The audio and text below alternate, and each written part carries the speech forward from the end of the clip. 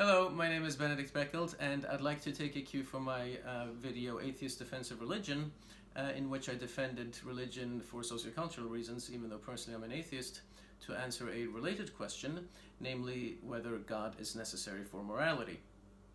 This is a somewhat more complicated question, which is why this video will also be a little bit longer. Now, there has been a lot of back and forth among public intellectuals on this precise question, whether God is necessary for morality. Most of these pop intellectuals, however, aren't philosophers, which means that they take a very Manichaean or black and white view of the matter, believing either that no morality of any kind is possible without God, or that the full bloom of Western Enlightenment morality is perfectly possible without God. The truth, however, is somewhere in the middle. But the problem is that these pop intellectuals have their particular fan basis, which means that they have to, like partisan politicians, insist on any one side of the equation, regardless of what the arguments of the other side or the evidence of history might indicate. So, to begin, let us start with Plato and his lengthy dialogue, The Republic. In that dialogue, the character Thrasymachus, who was also a real person, holds that justice is the interest of the stronger, whatever the stronger says it is. This would appear to go against the Judeo-Christian viewpoint, which posits morality as a God-given absolute, independent of human volition. We shall return to this contrast in a minute. Now, I agree that the distinction posited by the truly great David Hume between the is and the ought is generally correct. That is, that values cannot be derived from facts in a clear-cut way. I have made the somewhat anti-enlightenment point elsewhere that science is more limited than many people think. For example, science can tell us that we share about 96% of our DNA with chimpanzees and about 99.9% of our DNA with each other.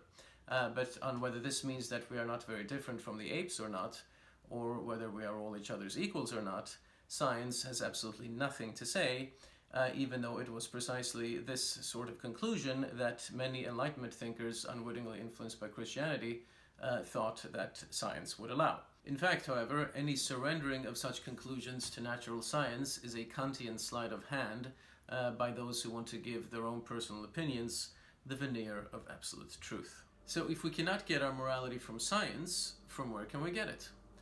The answer is that we must engage in the archaeology of thought, as it were, to find out how thoughts and mores arose in very ancient times. When we do, we find that morality has biological and socio-utilitarian beginnings.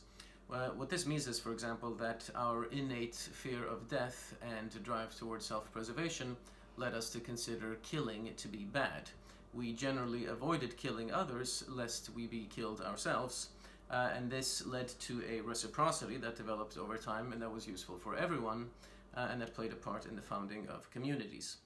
How the evil of killing was transformed from being a question of tribal instinct to a question of communal law with human beings judging each other is described, for instance, in some of the earliest Greek tragedies we have, namely the Oresteia trilogy by Aeschylus. Also, for instance, when some chieftain had acquired some property for himself, he labeled theft bad so that no one would take it away from him. Numerous studies like this have been undertaken by anthropologists, historians, and philosophers, and though they may vary in their details, they are essentially correct.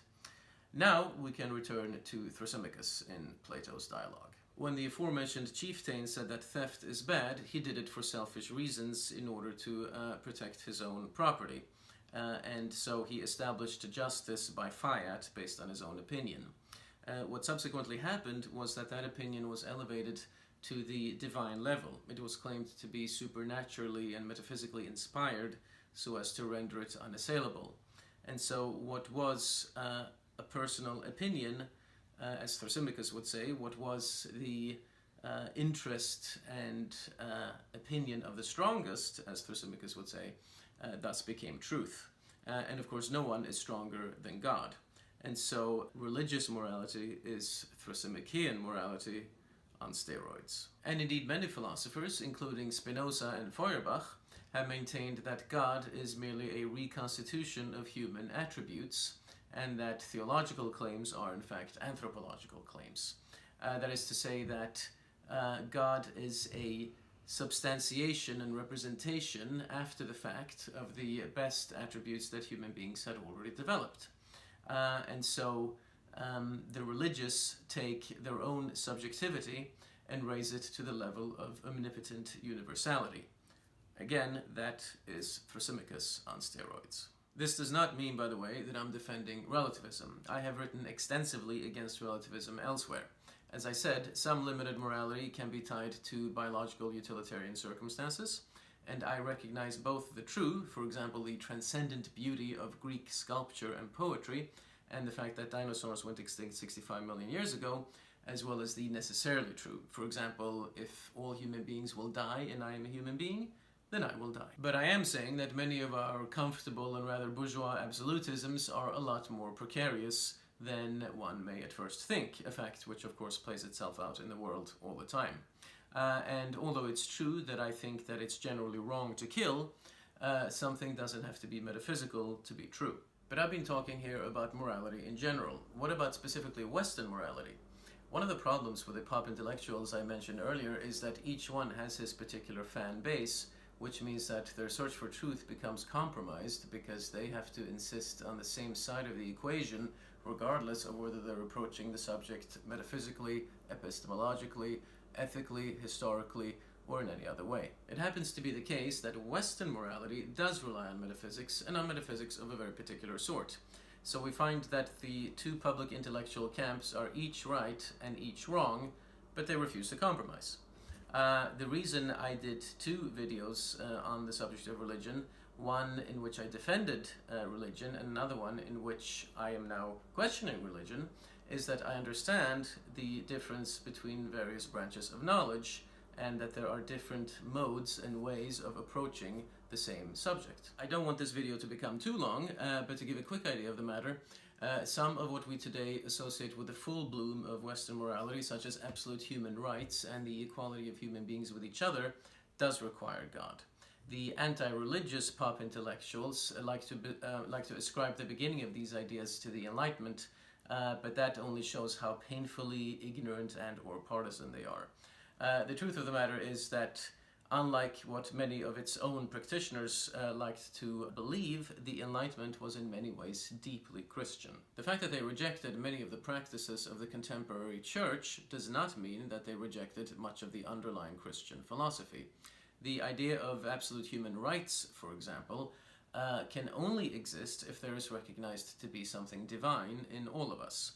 It's true that there did exist a pantheistic version of this notion in the West before Christianity, especially among the Greek Stoics in the 3rd century BC. But this was also God-based and quite hierarchically ordered. God is present in all of us through divine reason or in the form of logos, but some of us are more reasonable than others.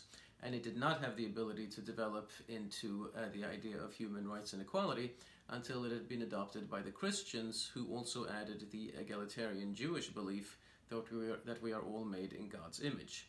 If you don't believe that, there is no reason whatsoever to believe, as a matter of course, that we are all equal. As I said before, this can be deduced neither through science nor through pure reason. Even a neo-Kantian ultra-egalitarian like Karl Popper understood this. The atheists who believe in human equality do so because they have been conditioned by centuries of Christian society, and that's something that becomes very clear if you study the history of ideas and literature since antiquity. All civilizations have developed metaphysical nonsense, but one of the reasons why the West came out on top was that Western metaphysical nonsense, ideas like immortal soul, free will, a culture of shame, universal morality, etc., was far more conducive to the development of individualism and society than was the metaphysical nonsense of other civilizations. So, in brief, to answer the question of this video, is God necessary for morality? No, he most certainly is not. But if we change the question to, is God necessary for Western morality, then the answer is yes, he most certainly is. Again, I'm Benedict Beckeld, and thank you so much for having watched.